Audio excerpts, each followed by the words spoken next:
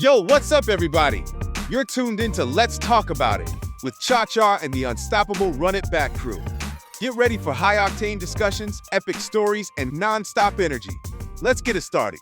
All right, America, welcome back to another episode of Let's Talk About It with Cha-Cha in the building. Who comes out a winner? Me. Griffin once again.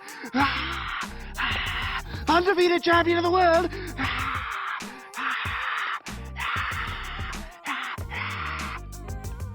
Yeah, that's what we do. What? Champion of the world. Yeah, so Okay, I like you know, yeah, that's what I do. I uplift myself. The greatest of all time. On God. On God. And so, listen up, America. So, you know, this administration has had things in turmoil, and this a lot of things with their signing of executive orders and what have you. And so, you know, they created that Alligator Alcatraz for the ICE agents. I don't know how alligator, because it's in Florida. You know how of convenient. Course. How convenient. Very clever. How convenient. Florida. But the thing about it is What is this Alligator Alcatraz? Alligator Alcatraz. That's the prison, the camp. I'm gonna For call alligators? it a camp. No, because it's in Florida. It's in Florida, Oh. and it's basically like in a swamp. It's Where they were sending everybody that ICE has been grabbing. Oh. Yeah, it's Once the they got away. deportee facility. Yeah, once they got away from shipping them to Sudan and Where the fuck ever. Nicaragua and all those other places. then South America and all of that. They built this, makeshift Try to send it to our cousin's Alcatraz. house. We I don't mean, want just that. think about it, America. I mean, just the name Alcatraz, it raises questions, because why would you want to uplift that when Alcatraz got closed down because of their practices? You know what I'm saying? Think about that. And they had the nerve to call it Alligator Alcatraz. Well, they're fighting back. They're fighting back. Who is the actual The inmates. The inmates. Period. The inmates. There are no real alligators, Javi.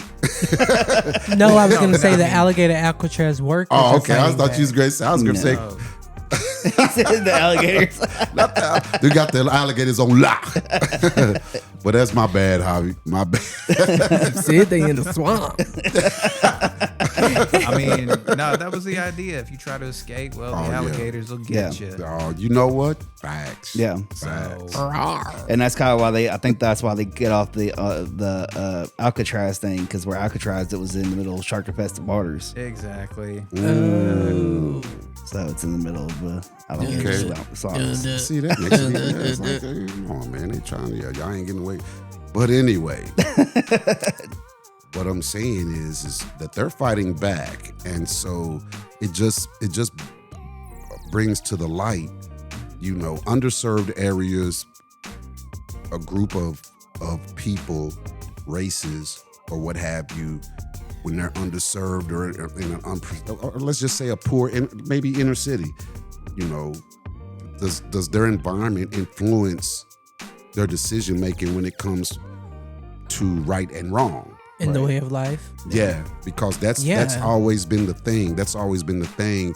For example, like, the fake black on black crimes, or just, crimes within you can say inner city or rural area, and the crime might be more heavily the numbers. Or back in the day when they used to put liquor stores on every corner in the impoverished parts shit, of town. The shit that's like by design. Yeah, to hold you down, to make you addicted to those things, to where you never get smart enough to get out of it. Yeah, and I'm sorry. Go ahead. No, that was me. Oh, No, I'm saying I'm getting a little lost here. What was the question? The about the detainees, when you're in an environment that keeps you down. Now, you're not talking physically about the Alligator Alcatraz. You're talking about what I'm kind of doing is relating it to the inner city or rural areas that are poor. Yes. Poor with resources. Gotcha. Poor with what they're able to do, and especially being limited in how you can move. Yeah. You know, especially if you feel like it's unfair.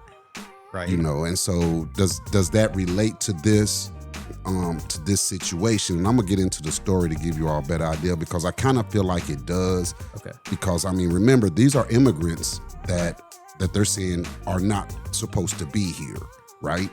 And so, right, that's what they're saying. Gotcha. But at the same time, you want to walk the straight and narrow to not make it worse on yourself. So at what point do you say, you know what, screw that, man. I'm sick of how they treating me and blah, blah, blah. Whatever happens, happens. Yeah. You know, and I want to know how much, that plays a big part in that as far as it relates to the inner How they're city as treated. well. Yeah, all of that. And so, and the funny thing is that the way that it was found out is that an inmate actually called in. Call into us? Yeah, and they talked to me. Quit lying. Nah, they didn't call in. They had phone privileges. You can't leave it on the cliffhanger like an inmate called in. It was 3 detainees. They called into a Spanish-speaking news network. Ooh. They underestimated them. And that's what I'm saying. After a while, when does your skill set kick in to say, you know what, I got to get this out here? And I don't know to what level, because they probably wasn't even supposed to be there. Facts. You know. I'm intrigued to hear this story now. Yeah. Come on. And so they called a Spanish-speaking news network, and at this time they're trying, because a judge said that this was unlawful, because there's been little clips. You know, you've had like the governor, maybe a mayor, somebody in politics, a high-ranking political official has gone to visit the place, and at one point they couldn't even get in when it was a Democratic governor or mayor or something. I think it was a governor. I can't be for sure, but one of the detainees was from their state, or it might have been a mayor because it was from their city. And at first, or it could have been the senator, and they would not let them in. They would not let them in. Damn. And then they eventually got in, and they reported on things. That of course you're not allowed to. They're not going to let you record anything. Yeah. Right. And they got in, and when they came out, they said it was deplorable, this, that, and the third, and just the bad side of it. And of course, the ones in charge came back and said, you know what, that ain't happening. So now it makes you wonder with this uprising, is it really true? Because at this point now they're like, whatever happens, happens. Right. And so it says they've beaten everyone here. A lot of people have bled, so they've beaten them down. Yeah. Tear gas. We are immigrants. We are not criminals. We are not murderers. One of the men reported. That's what he said. We're not criminals, so we need to, we need to be treated better than this. Reports of inhumane conditions and brutality at the camp where immigrants are held in metal cages as they await deportation have become a commonplace for Donald Trump and Florida's Republican governor Ron DeSantis, and they celebrate this harsh environment. Yeah. And they do, but they celebrate it by saying it's not happening. And so once again, my question is about, if you were in a situation to where you felt like that, you need to do right, so you get your day in court. When you do get your day in court, that you got a good record. You haven't been a bad inmate. Yeah, gotcha. When does that get thrown out the window? I feel like it's already been thrown out the window due to the fact that it's already happened. I think everybody's adhering to a certain mode because they're used to the way that things have been in the past. But shit's changed now. As I said in the very beginning, I think when we started this podcast, one question that I had was basically about when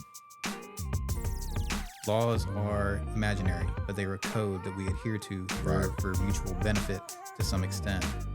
And when unjust people are making imaginary laws that are unjust, is like at what point are are you obligated to follow them? Right. You know? Yeah. Because Right. it's all just a construct anyway. Right.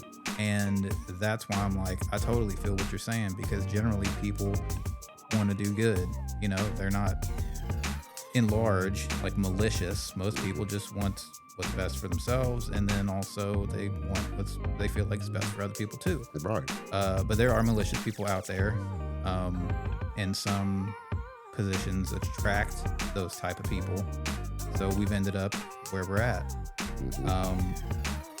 So yeah, with them, I think it's gotten to a point, especially like you don't really know what's going to happen if you're in their position. Like, dude, they could fucking kill you tomorrow. Right. You know? And you never be don't. seen again. Yeah, and you're just, Nobody and you're- even think about Yeah, it. Be jet to the alligators. and you're just Right. sitting there waiting for it. It gets to a point to where you will reach that point in your mind, and you'll break, and you'll be like, you know what? Yeah, fuck this. This is Yeah. all bullshit. Yeah. And like, because anything, And I would feel like a lot of them are there at that point.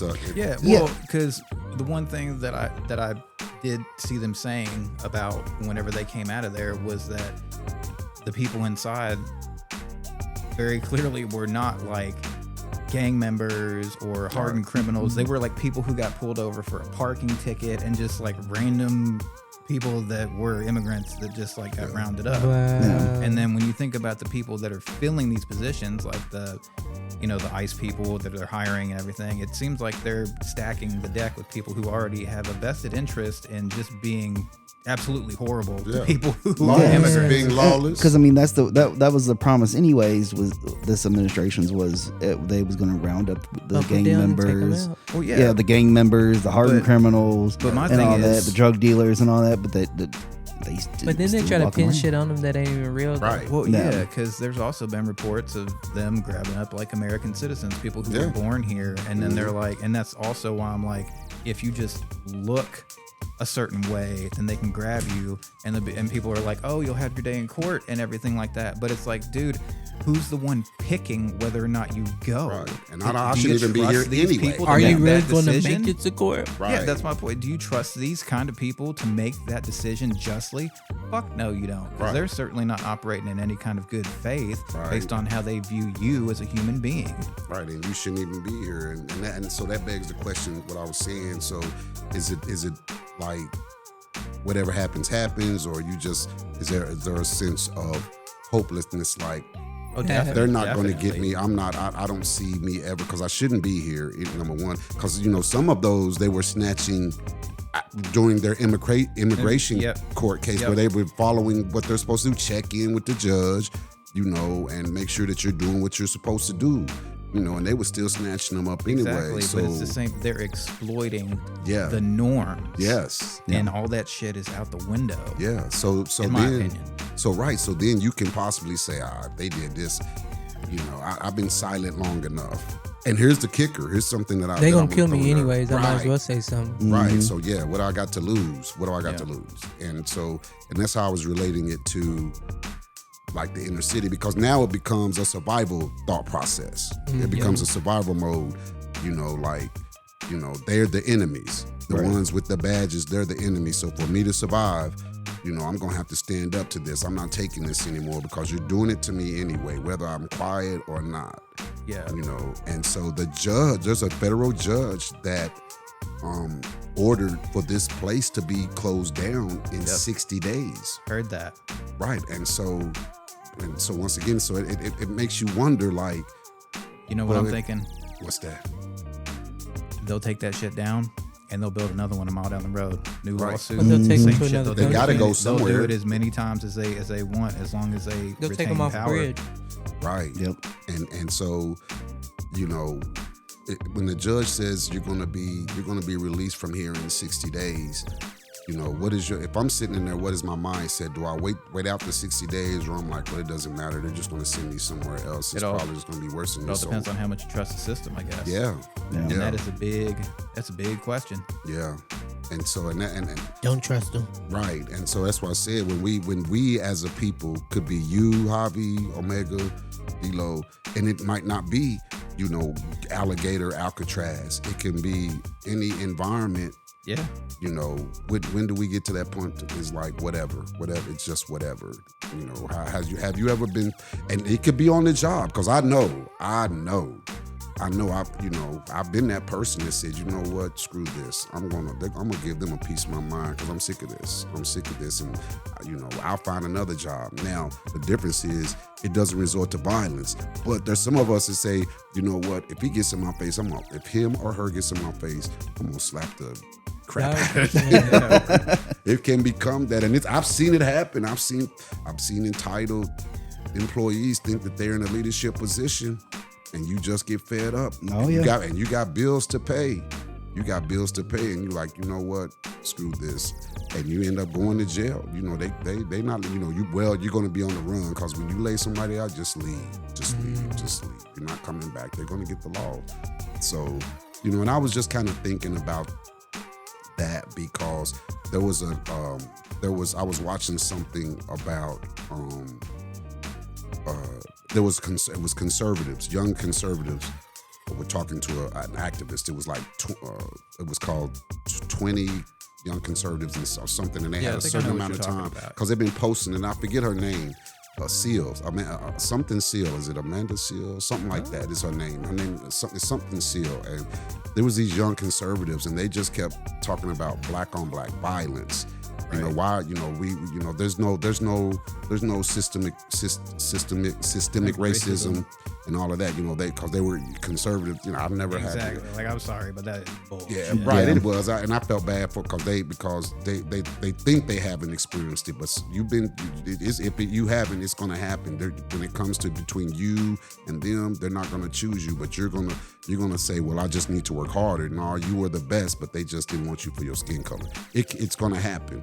But she was just talking when her talking point, and a lot of activists.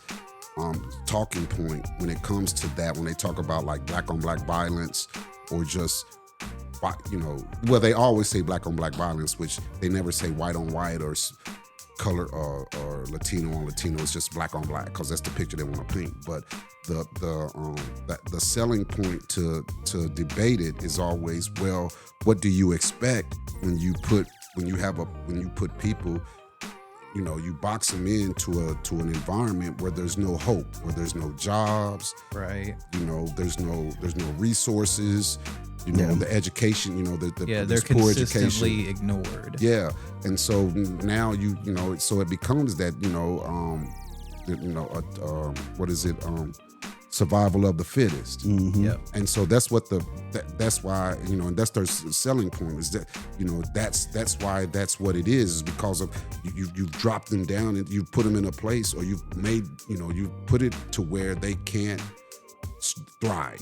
They can't thrive. They can't get out of this hole. And it's generational. Yeah. And so seeing this from Alligator Alcatraz makes me wonder, like, that there's a point to this because they're fed up, and they were told they were leaving in 60 days.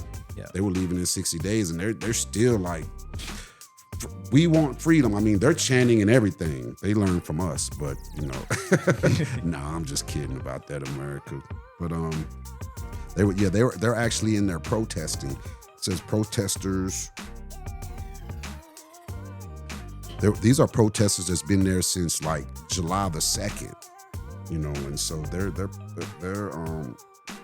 says people held inside the facility were on hunger strikes for more than 14 days, despite DeSantis' administration denying that. So once again, that's something else that they were aware of. The administration was aware of because DeSantis denied it. Mm-hmm. And so once again, it gets to that point, like, and I'm sure if they were able to contact a Spanish-speaking news channel, they're able to watch the news. And so what do you think, how you think they felt when DeSantis said, that ain't happening?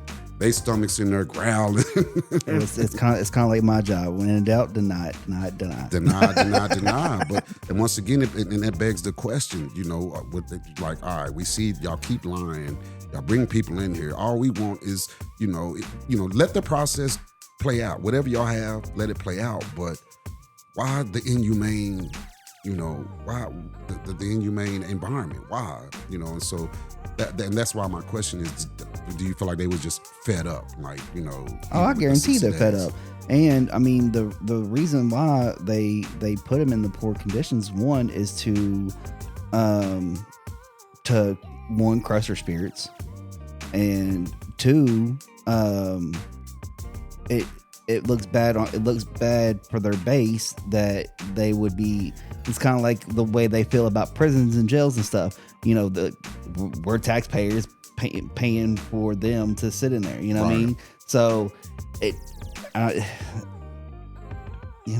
so that just brings the poor conditions. You just say screw it, man. Yeah, and they're like, that's not our fault, y'all in there. It is your fault. Like they didn't ask to be rounded up when they're just sitting there working on the farm. Like I said, these ain't even the hardened criminals. These ain't even the drug dealers or anything that they said they was gonna put away. Right. Like these are actually people that are contributing to the nation. Yeah, they pay taxes. Yeah. They pay undocumented immigrants pay taxes. Yeah, and most of the people that don't know about it is when an illegal immigrant pays taxes, they don't go nowhere. Well, They don't claim that. Yeah, see, I don't want to say illegal. Yeah, okay. The undocumented. Undocumented, yeah. You can be here on a visa, yeah. Work visa, but they have. If they're non-citizens, there's a document, a government document that they fill out when they work, so that taxes can be taken out. Yeah, but it's not like they go back and claim those. No. Yeah, we know they can't file taxes, but they pay taxes. So yeah, and it's they like, can't access any of the programs and shit that we have. So it's like, when people say that they're a drain on, they ain't missing it. Like when they sit there and say that they're a drain on the system and all that, it's like they don't really get all they don't get the stuff that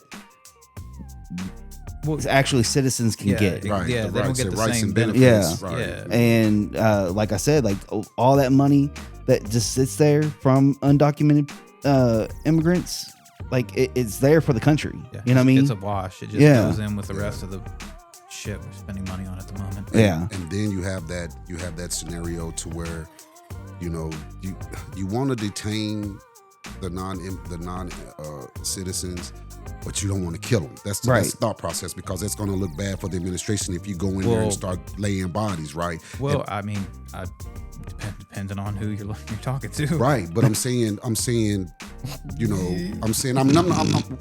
is that, okay, in their hearts they probably want to, but they're not going to act on it because they know the consequences might not. Well, I will say we don't really know yet, right? Because we're hearing about this. I'm thinking about what about all the shit that's going on right now that we ain't gonna hear about till well after the fact, right? Because the fucking and again, historic comparisons. Germans didn't fucking know that the concentration camps were really happening until after the fact, for the most part. Yeah, and right. Let some had to be shown, right? Yeah. Let some unalive bodies come up after the fact, after these 60. The 60 days is up, and they're like I said, they shipping them out. Yeah. Not shipping them out. Well, you might as well be, because we don't even know where they're going. Exactly. When they leave, and that's enough to say screw it. But let an unalive body show up, and how much worse that's going to be for this administration. And so, but I'm saying, what if the detainees are like, well, they really ain't trying to kill us anyway. They doing us harm, but if they wanted us dead, we'd be dead. Because they may have, like, let's just say, for example, like 3 or 4 people are like, freedom, freedom, freedom. And you sitting back like, boy, they better chill. Cause, and then they're like, oh, they didn't do nothing to them. Well, I'm going to jump on here too. Freedom, freedom, freedom. And they keep singing that there's no consequences. Well, no consequences that we know of that there might have been consequences, but it hasn't led to death that we know of. Right. And so maybe that could be a scenario too, where they say, well, we ain't got nothing to lose. Plus they, there's for some reason they're not shooting us in the head. But, quiet down in there. Freedom, freedom, freedom, But that was just something I was thinking about. Yeah. Right. No, I get it. The whole thing is to humiliate people and kind of, like you said, crush their spirits. And from being on the inside, people will be watching and be like, how can they just deny it? It's like, that's what a propaganda campaign is, bro. Yeah. I'm going to be interested to see what comes out of this within the 60 days when it gets down to zero. If there's anything massive or major that's going to happen as far as like a loss of life or this. Honestly, I don't think we'll find that out until after the administration leaves.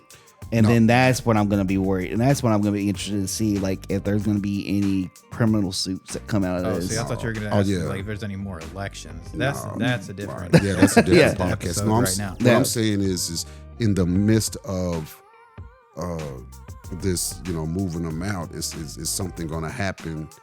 Because they'll be able to report that as soon as it happens, because they do have feet and eyes on the ground. But I think there is some stuff that's going to come out though. But I think bodily injury, I think that would be reported because you got the news media that's hanging out there anyway that's going to try to report it. Now, just imagine if you have an ambulance that's rolling in there. Well, it's like that one story you did with that the prisoner that got transported or that was getting transported. Yeah, and they beat him up. Yeah, they beat him up, and he died. How many times did that happen in that facility? From that facility, right. You know what I mean? Like, there's some things that don't get that should be put out there. Right. But what I'm saying is while they're transporting, and so. Of course, on the inside, like I said, the getting beat up, the getting beat up part, that all of that, the abuse and all of that, of course, the brutality, that goes on all the time. But but they do it, but they don't unalive anybody. So that's why you never hear about it. That's why you never hear about it, because no one is ever unalived. If you unalive, then somebody's going to tell it. Yeah. Somebody is going to be told, because they're going to have to let the family know, and like I said, in this situation, if a person, if somebody is harmed, they've got to call EMT or whatever. They've got to get the body out of there. Yeah. And the news is like right out there. They're reporting all of that. I guess I'm thinking because the news wants to. Unless they take them somewhere off site and then do it. I've got a much more grim. Yeah, that's what I'm saying. No, I'm just saying the news is going to see them coming out. Is what I'm saying. So they're going to be able to see a body being. I mean, not a body, but. Some kind of commotion. Yes, like an ambulance or something. I'd like to think so. Yeah. But anyway. That's why I feel like that, it would be hard for them. We're gonna see though. We're gonna see after they when out, and so America, I'm gonna keep an eye on this when they get down to zero detainees, because we're still anxious to know where y'all taking them, and they've been and they haven't really told that. But anyway, America, that's my topic of today for the Let's Talk About It. I just wanted to get an idea of the mentality of while they're of the detainees as they wait their day in court. What brings that out? What brings that out, and how it relates to the inner city. And so if there's a comment that you have, or you have a point of view or perspective on this, by all means, drop it in the comments, because I want to know how you feel about it. But anyway. We have my man Javi in the building. Hey. We got Omega in the building. You good? And we got D-Lo in the building. Yo. Yeah, and this is Cha-Cha. Of course, he's always in the building trying to turn my mic up, son, so they can hear me out there. That's what I'm saying. But anyway, I'm out of here. Peace. Laters.